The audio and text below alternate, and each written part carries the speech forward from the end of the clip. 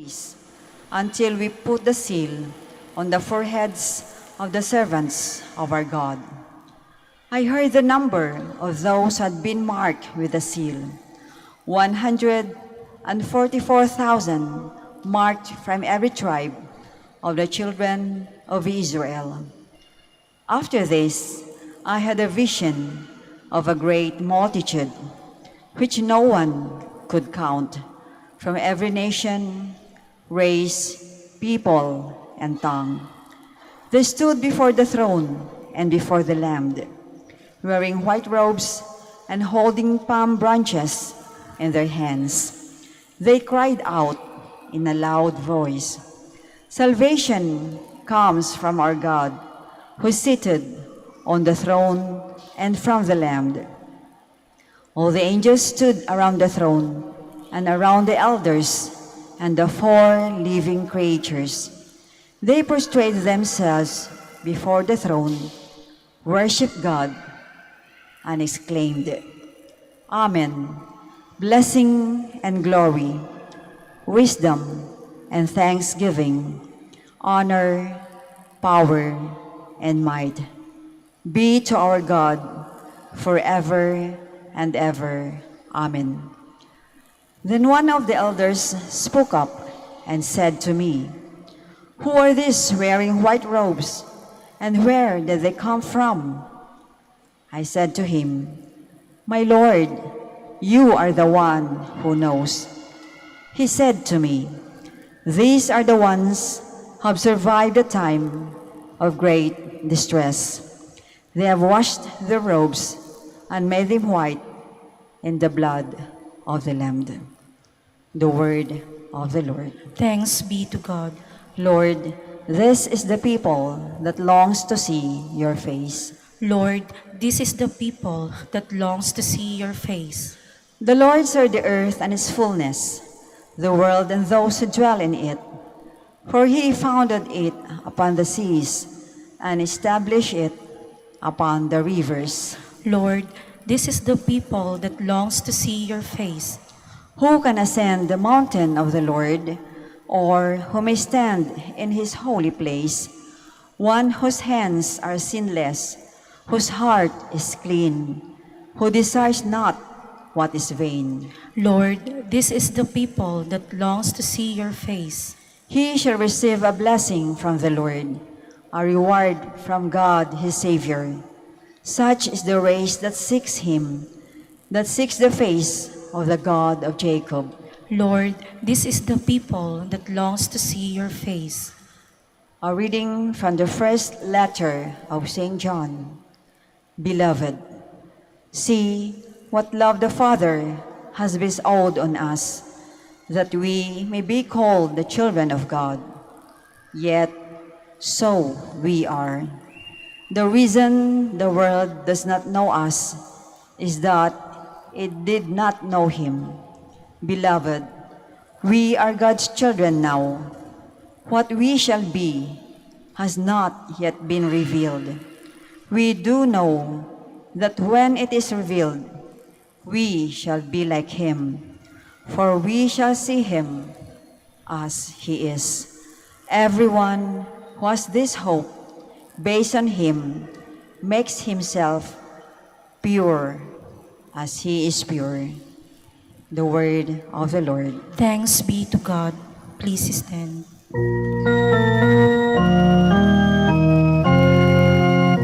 Alleluia, alleluia, alleluia.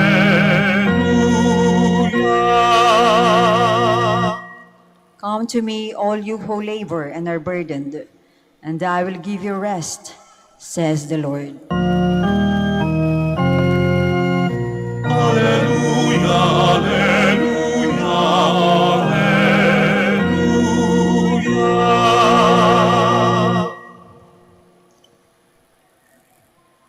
The Lord be with you. And with your spirit. A reading from the Holy Gospel according to Matthew. Glory to you, O Lord. When Jesus saw the crowds, he went up to the mountain, and after he had sat down, his disciples came to him. He began to teach them, saying, Blessed are the poor in spirit, for theirs is the kingdom of heaven. Blessed are they who mourn, for they will be comforted.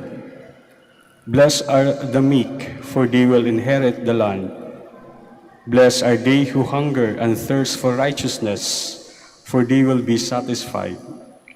Blessed are the merciful, for they will be shown mercy. Blessed are the clean of heart, for they will see God. Blessed are the peacemakers, for they will be called children of God.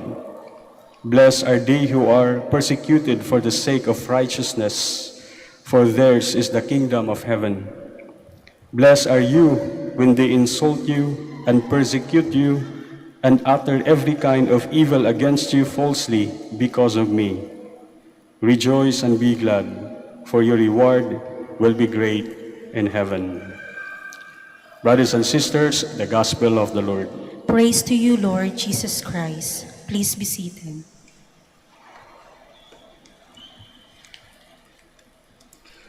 Dahil ngayon po ay araw ng mga banal, araw ng mga santo, pakibati po ang inyong katabi. Kapatid, banal ka ba? Sige, batiin nyo naman. Go! Halatang di kayo magkakakilala, no? Okay lang yan. Siguro pagdating na lang sa langit. Yung mga santo po, ito yung mga taong nauna sa atin. These are the people departed who have gone before us and now in the company of God in heaven. Sila po yung mga nasa langit na. Ano po kaya ang ginagawa nila sa langit? Natutulog? Ang mga santo po na nasa langit na patuloy pong nagdadasal para sa ating lahat nandito pa po sa lupa. Sila pa yung bridge, sila yung naging tulay para ipanalangin tayo kay Jesus sa ating Diyos na nandito pa sa mundong ito. Pero bago po sila napunta sa langit, yung mga santo pong sineselebrate natin ngayon ay naging tao din po na katulad natin. Mga katulad nyo, once upon a time, nagsisimba. Mga taong katulad natin, hawakan nyo yung mga katawan nyo. Ganyan na ganyan din yung mga santong yan bago po sila na-declared bilang mga santo. Paano po ba sila naging santo? Kung sila naging santo, tayo din, pwede din kaya tayong maging santo? Dahil wala naman tayong pinagkaiba nung sila'y nasa lupa pa, sigurado po tayo na lahat po tayo ay pwedeng maging santo. Ang tanong, paano po maging santo sa mundong ito, lalo na po ngayon sa kapanahunan natin, sa modern world, paano po kaya maging santo? Kung paano naging santo po yung mga santo, ganun din po yung paraan para tayo po ay pwedeng maging santo. At kung paano po maging santo, kung hahayaan po natin na magpatuloy yung buhay ni Jesus dito sa lupa sa pamamagitan po natin. Once upon a time, nabuhay si Jesus dito sa mundo. Naglalakad, gumagala, umiikot sa iba't ibang lugar, gumagawa ng paraan, tumutulong, naggagamot ng may sakit, at marami pang iba. Nagbe-bless. If we allow ourselves, if we allow Jesus to live through you, na maging Jesus even in the modern times, hindi po malabo, ma-declared ka man lang hindi, pwedeng-pwede po tayong maging santo. Hindi po lahat ng santo declared. Marami pong santo sa langit na hindi po natin kilala. At tiyak, mas marami po yung hindi natin kilala na santo na nandun po sa langit. Especially yung mga nabuhay lang ng tahimik sa mundo. Pero kahit nabuhay sila ng tahimik, nabuhay sila sa kagustuhan ng Panginoon sa kanilang buhay. Sa laman po ng ating mga panalangin, lagi lang bang tinatawag natin si Jesus para pagbigyan ang ating mga hiling? Lord, bigyan niyo po ako ng blessing. Lord, bigyan niyo po ako ng pera. Lord, bigyan niyo po ako ng love life. Lord, sana mag-success ang aking negosyo. At kung ano-ano pa. Lord, sana po mailigtas ako sa mga sakit. Tumatawag lang ba tayo kay Jesus dahil meron lang po tayong mga pangangailangan? Minsan, pwede din po, tulad ng maginagawa ng santo. Lord, I welcome you. Stay with me.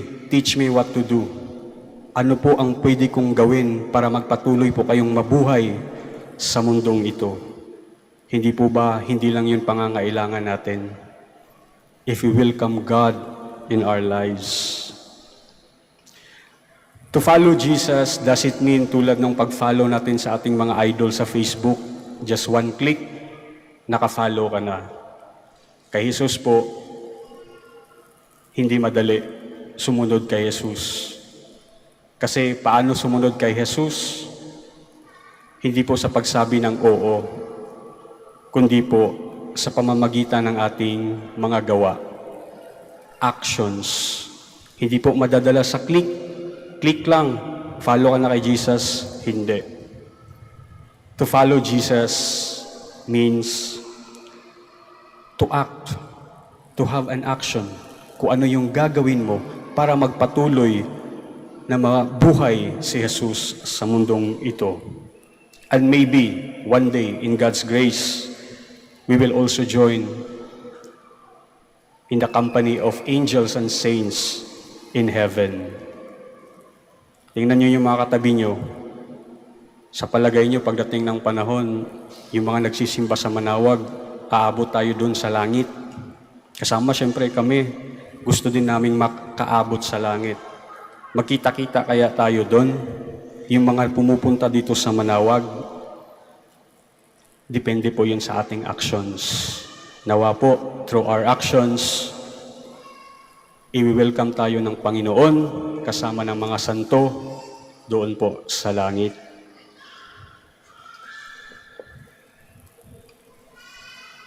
Please stand. I believe in one God, The Father Almighty, maker of heaven and earth, of all things visible and invisible. I believe in one Lord Jesus Christ, the only begotten Son of God, born of the Father before all ages, God from God, light from light, true God from true God, begotten not made, consubstantial with the Father. Through him all things were made. For us men and for our salvation, he came down from heaven, and by the Holy Spirit was incarnate of the Virgin Mary, and became man. For our sake, he was crucified under Pontius Pilate. He suffered death and was buried, and rose again on the third day in accordance with the Scriptures. He ascended into heaven and is seated at the right hand of the Father. He will come again in glory to judge the living and the dead, and his kingdom will have no end. I believe in the Holy Spirit, the Lord, the giver of life, who proceeds from the Father and the Son, who with the Father and the Son is adored and glorified, who has spoken through the prophets. I believe in one holy, Catholic, and Apostolic Church. I confess one baptism for the forgiveness of sins, and I look forward to the resurrection of the dead and the life of the world to come. Amen. as God's people on earth, let us unite our prayers with the prayers of all the saints in heaven for the needs of men and women everywhere. For every petition we shall say, Lord, hear our prayer. Lord, hear our prayer. That the Church may bring all her children to the heavenly kingdom, let us pray to the Lord. Lord, hear our prayer. that people of goodwill may receive true life and abiding peace through the redeeming blood of Christ. Let us pray to the Lord. Lord, hear our prayer. That the Eucharist may give us strength to lead righteous lives in the hope of joining the saints in heaven. Let us pray to the Lord. Lord, hear our prayer. That those who suffer persecution for the cause of righteousness may continue steadfastly in the way of the saints. Let us pray to the Lord. Lord, hear our prayer. That our beloved dead may join the saints in heaven. Let us pray to the Lord. Lord, hear our prayer. Father of holiness and grace, we offer our petitions with the prayers of the Blessed Mary and all of the saints, confident in your mercy revealed in their heroic lives. We ask this through Christ our Lord. Amen. Please be seated.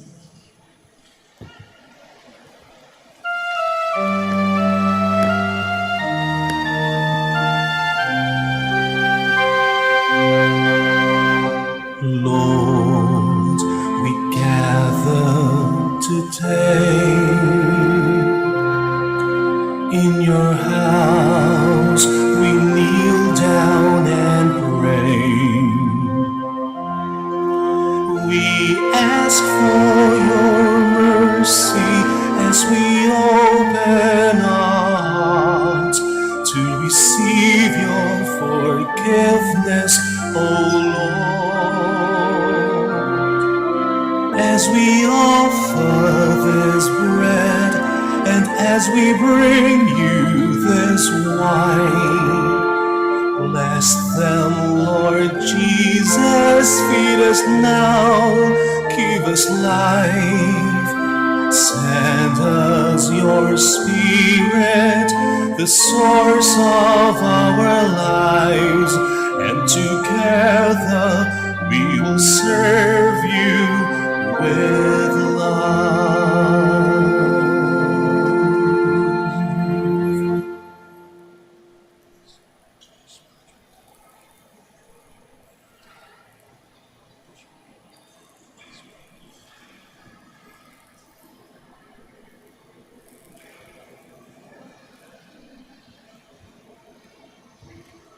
Please stand. Pray, brothers and sisters, that my sacrifice and yours may be acceptable to God, the Almighty Father. May the Lord accept the sacrifice at your hands for the praise and glory of his name, for our good and the good of all his holy church. May these offerings we bring in honor of all the saints by pleasing to you, O Lord, and grant that, just as we believe the saints to be already assured of immortality, we may experience their concern for our salvation. Through Christ our Lord. Amen. The Lord be with you. And with your spirit, Lift up your hearts. we lift them up to the Lord. Let us give thanks to the Lord our God. It is right and just. It is truly right and just, our duty and our salvation, always and everywhere, to give you thanks, Father most holy. Through your beloved Son, Jesus Christ, your word through whom you made all things, whom you sent as our Savior and Redeemer. Incarnate by the Holy Spirit and born of the Virgin, fulfilling your will and gaining for you a holy people, he stretched out his hands as he endured his passion, so as to break the bonds of death and manifest the resurrection. And so with the angels and all the saints, we declare your glory, as with one voice we acclaim.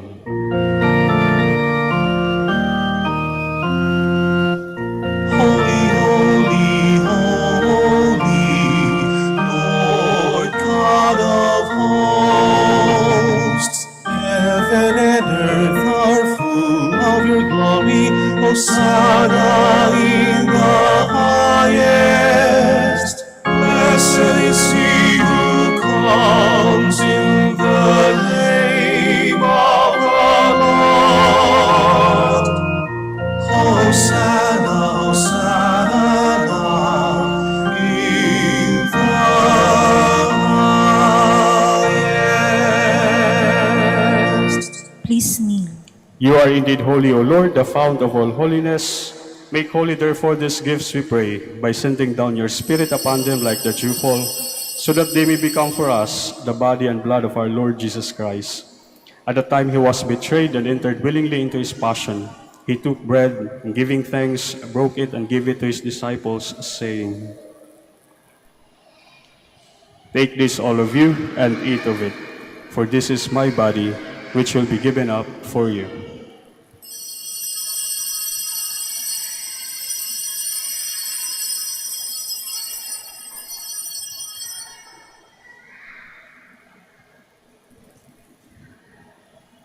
In a similar way, when supper was ended, he took the chalice and once more giving thanks, he gave it to his disciples, saying, "Take this, all of you, and drink from it, for this is the chalice of my blood, the blood of the new and eternal covenant, which will be poured out for you and for many, for the forgiveness of sins.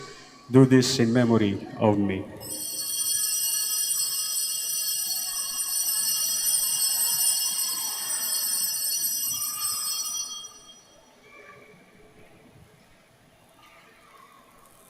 The mystery of faith.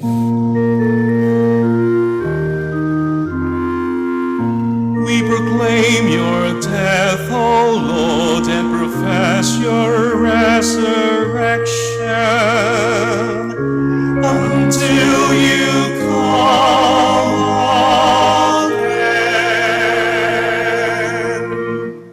Therefore, as we celebrate the memorial of his death and resurrection, we offer you, Lord, the bread of life and the chalice of salvation, giving thanks that you have held us worthy to be in your presence and minister to you. Humbly we pray that partaking of the body and blood of Christ, we may be gathered into one by the Holy Spirit.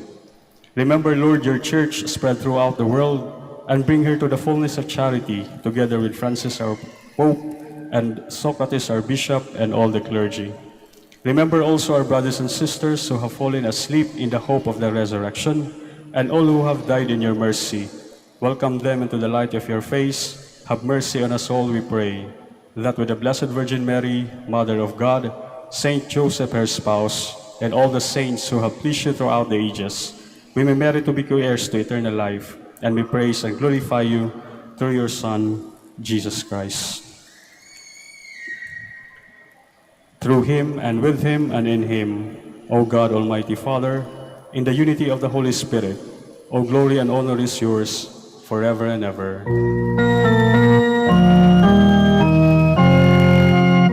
Amen, amen, amen, amen. Please stand. At the Savior's command and formed by divine teaching, we dare to say,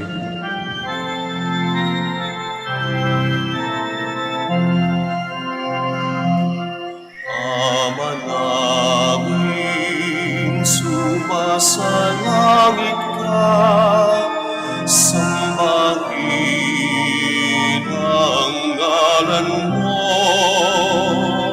mapasangin ang kaharian mo, sundin ang loob mo dito sa lupa para nang sa langit. Bigyan mo kami ngayon ng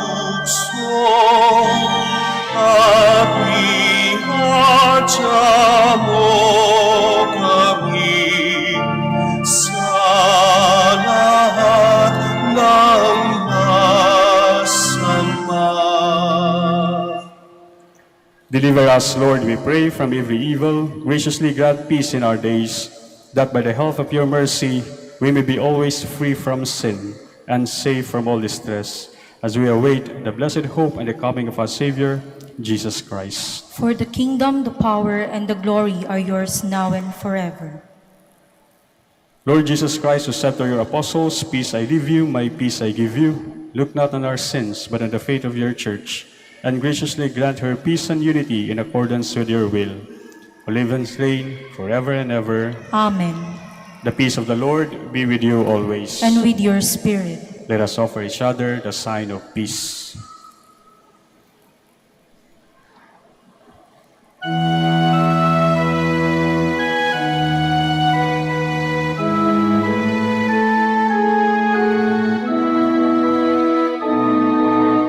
Lamb of God, you take away the sins of the world.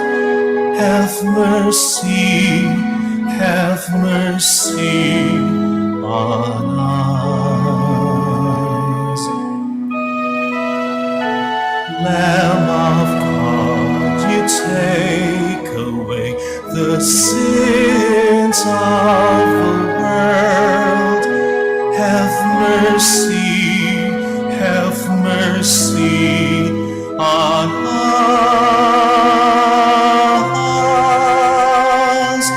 Lamb of God, you take away the sins of the world.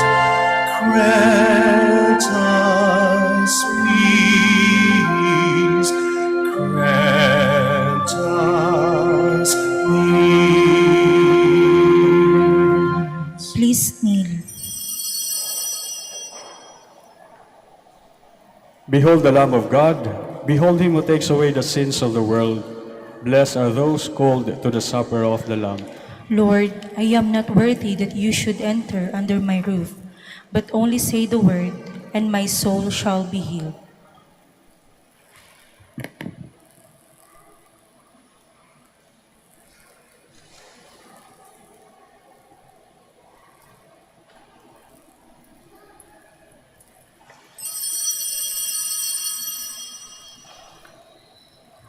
Paalala po sa lahat sa inyong pagtanggap ng communion. Bago humarap sa magbibigay ng communion, pakibaba na po ang face mask. Kapag sinabi sa inyo, Body of Christ, tanggapin ng inyong dalawang kamay ang hostya at sumagot ng Amen. At isubo na agad ang hostya. Huwag po ninyong isubo habang naglalakad at lalong huwag dalhin sa upuan ng hostya upang maiwasan po ang pagkahulog nito. Salamat po.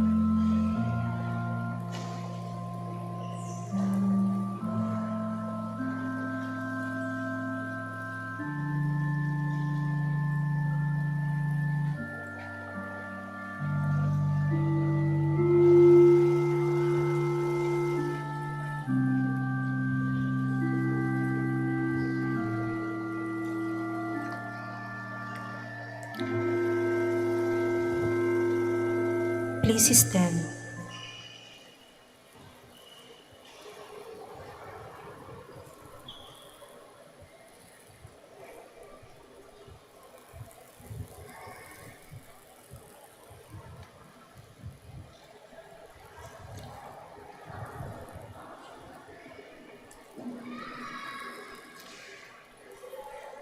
Let us pray. As we adore you, O God, who alone are holy and wonderful in all your saints, we implore your grace so that coming to perfect holiness in the fullness of your love, we may pass from this pilgrim table to the banquet of our heavenly homeland through Christ our Lord. Amen. Maraming salamat po sa inyong pagdalo sa ating banal na misa. Patuloy po natin ipagdasal ang ating mga mahal sa buhay, lalo na po yung mga nauna po sa atin. At mag-ingat na rin po tayo sa ating pag-uwi. The Lord be with you. And with your spirit. May the Almighty God bless you, the Father, the Son, and the Holy Spirit. Amen. The Mass is ended. Go in peace. Thanks be to God. Prayer for the blessing of the sick. God, our Almighty Father, by your blessing, you give us strength and support in our frailty. Turn with kindness toward our sick brothers and sisters. Free them from all illness and restore them to good health. Through the intercession of Our Lady of the Rosary of Manaoag, so that in the sure knowledge of your goodness, they will gratefully bless your holy name. We ask this through Christ our Lord.